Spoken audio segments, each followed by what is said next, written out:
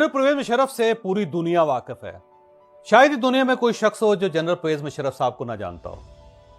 आप दुनिया की किसी जगह चले जाएं, लोगों के हाफजे में जनरल परवेज मुशर्रफ साहब आज तक महफूज हैं। उन्होंने एक बहुत शानदार इनिंग्स खेली, 10 साल तक पाकिस्तान के प्रेसिडेंट भी रहे और इस दौरान वॉर एंड टेरर भी होती रही। शायद ही दुनिया का कोई बड़ा मुल्क होगा जहां पे जनरल परवेज मुशर्रफ साहब को बुलाया नहीं गया और उनका खिताब नहीं हुआ और लोगों ने बड़ी तवज्जो से उनका खिताब नहीं सुना। एक वक्त था कि वो मीडिया की बल्कि बैनुल-अक़वामी मीडिया की डार्लिंग होते थे। आप अमेरिका चले जाएं, आप यूरोप चले जाएं, आप चाइना चले जाएं, आप जापान चले जाएं, हर जगह जनरल परवेज मुशर्रफ साहब मीडिया पर नजर आते थे। टाइम्स और न्यूज़ वीक के कवर पे छपते होते थे और पाकिस्तान के अंदर भी वो बहुत पॉपुलर थे। और उनके दौर में एक वक्त ऐसा भी आया कि जब हुकूमत पाकिस्तान ने IMF का सारा कर्जा अदा कर दिया।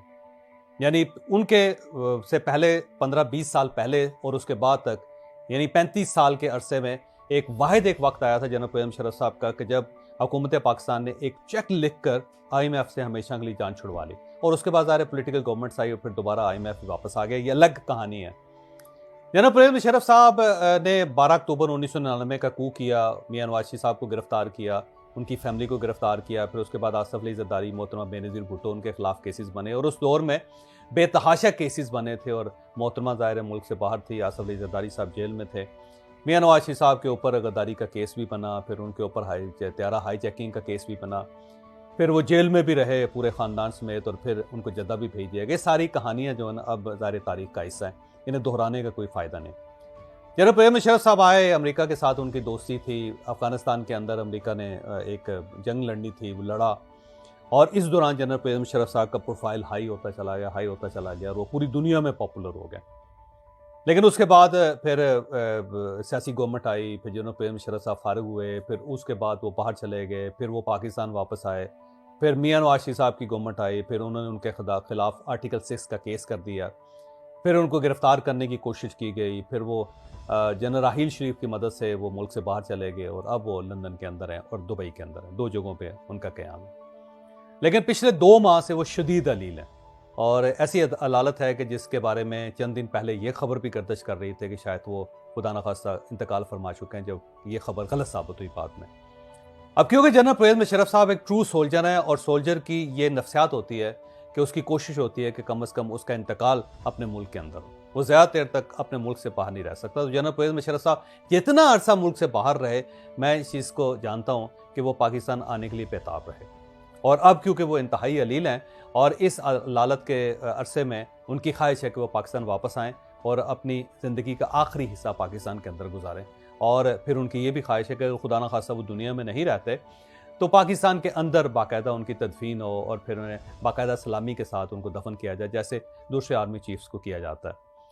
तो इस बुनियाद पे जनरल परवेज मुशर्रफ साहब पाकिस्तान आना चाहते हैं। अब उनके रास्ते में जो सबसे बड़ी रुकावट है जनरल परवेज मुशर्रफ साहब के रास्ते में, वो मियां नवाज शरीफ और मियां शहबाज शरीफ थे। क्योंकि मियां नवाज शरीफ और मियां शहबाज शरीफ ये समझते हैं कि उनकी ज़िंदगी के अंदर जितने प्रॉब्लम हुए हैं, जो पोलिटिकल प्रॉब्लम हुए, जो ज़ाती प्रॉब्लम हुए, जो उनकी फैमिली को प्रॉब्लम हुए, उसके जिम्मेदार जनरल परवेज मुशर्रफ हैं।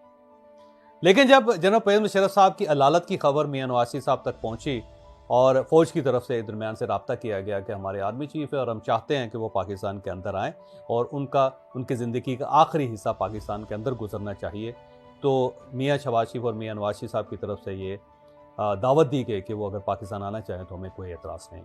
लिहाजा मियां नवाज शरीफ साहब ने अपना दिल बड़ा करके जनरल परवेज मुशर्रफ साहब से के खिलाफ जो उनके दिल में कदूरत थी वो ख़त्म करके उन्होंने कहा कि वो पाकिस्तान आना चाहिए और हुकूमत पाकिस्तान ने भी इसकी इजाज़त दे दी।